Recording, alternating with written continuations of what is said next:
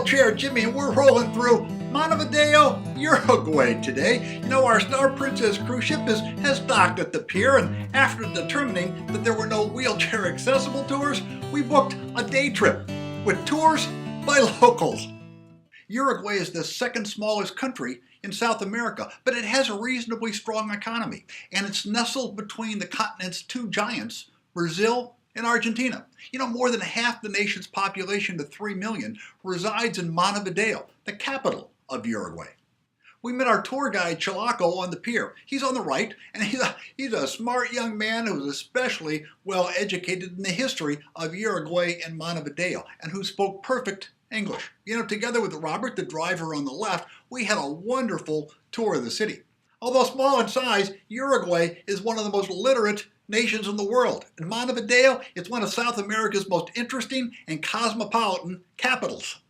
Montevideo is absolutely charming, especially the Old City, which is made up of beautiful colonial and 19th century buildings of European architecture. There's plenty of shopping, there's cafes, and level sidewalks.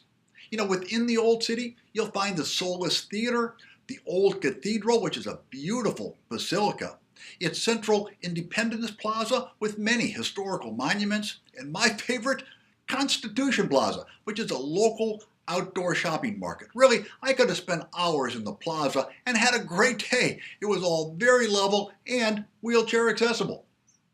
There's also the old wall that separates the Old City from the New City. There you can walk or drive along July 18 Boulevard, Independence Boulevard, or visit the Legislative Palace or the beautiful beaches. Although much of the city is very level and easy to get around, albeit there's a hill between the cruise pier and the Old City, it's far too large a city to see without a vehicle.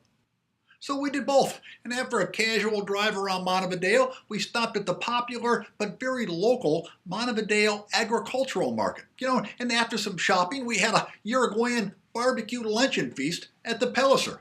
It was fully wheelchair accessible, including a large accessible restroom. As a side note on Uruguay, we visited both Colonia de Sacramento and Montevideo. I highly recommend visits to both, although Colonia de Sacramento is most easily reached with a day trip on a ferry boat from Buenos Aires. Overall, we just had a marvelous day in Montevideo. It's one of the most interesting and beautiful cities in all of South America, rich in history and culture. And you can't stop here without experiencing a mate, Uruguay's answer to Starbucks. But I'm going to let you research that. And a big thank you to tours by locals, Chalaco and Robert. They knew I was traveling in a wheelchair, and they planned a perfect wheelchair-friendly day. You will love Montevideo. It's one of the most vibrant and charming cities in the world. Together with Buenos Aires, they are my two favorite cities in all of South America. Roll on, travelers!